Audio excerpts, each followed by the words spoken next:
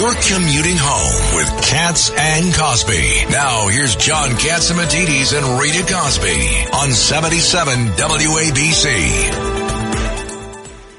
John, we have quite a crowd here as we are in Milwaukee, right here in the Panther Arena, which is part of the whole Pfizer Center. We're the big action. This is night 3 of the RNC. And I am joined here by Scott Walker, the former governor of Wisconsin.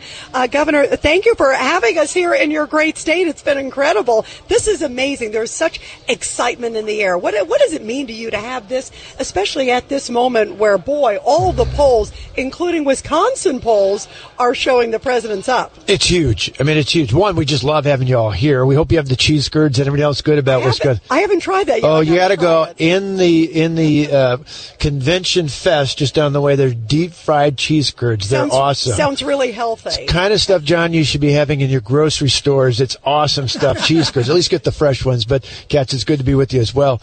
But no, it's huge. Absolutely huge for us to have everybody here. We're excited about that.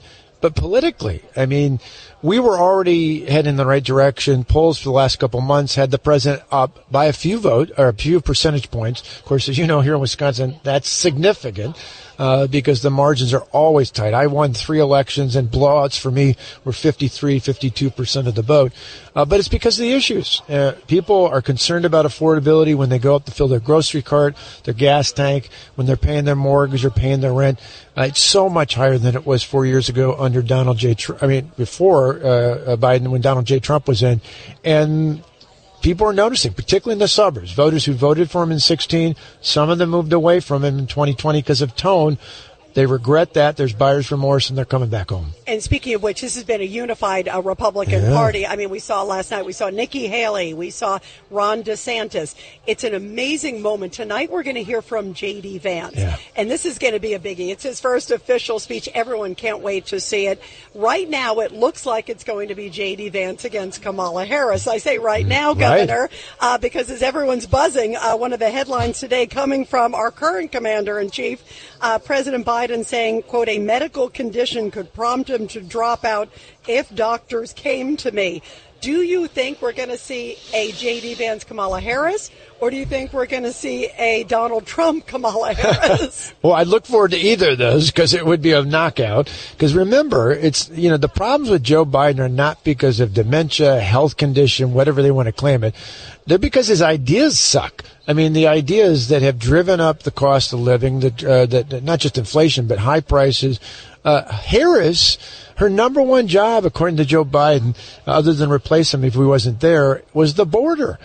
We have a full-scale invasion that isn't just about the border. It's about fentanyl killing, 16, 17, 18-year-olds in places like we're at here in Wisconsin or across the country. It's about public safety concerns. They're just bad on the issues. And for voters, the most recent public poll here in Wisconsin reliably shows those issues are not important to conservatives. They're important to swing voters, and it's really important for people like me and others who support the president to tie that to whether it's Harris, Gavin Newsom, anybody else who wants to run. The ideas are just as bad. Governor Walker, everybody talking, of course, about that terrible assassination attempt against the president. And yet, the Democrats came out and said that they would tone down the rhetoric. Yet an ad just came out with Kamala Harris blasting J.D. Vance. It sounds like the kumbaya is over. What do you say about that? I mean, to me, it's so unseemly. It feels like there was not any of this brief unification period that we heard, at least from the Democratic side. Oh, you're so right. It's so appropriate to talk about here in Wisconsin because I had signs with targets. I was in the crosshair of the targets in posters and signs. I had my Hitler mustache put on banners when they tried to protest and run over my state capitol when they tried to recall us. So I, like a lot of others, in fact, in some ways, I was the Midwest version of Donald Trump before Donald Trump, just slightly different in tone. But they've gone after him personally because they can't win on the issues. That's what it's all about. They can't win if you compare which policies work better when you look side by side as to how much better America was under 4 years of Donald Trump versus 4 years of Joe Biden. There is no comparison. And I hope there's at least some out there, whether it's in the media or social media, that call them out on this. I hope tonight as well with J.D. Vance, His book is rushed to the top of the bestseller list again. I think it's 1,000 times more people are viewing that adaptation of that book on Netflix. I watched that, Tonette, and I watched it in the past. It's an amazing life story. Well, I hope people understand, with addiction, cuts across party lines, cuts across every demographic.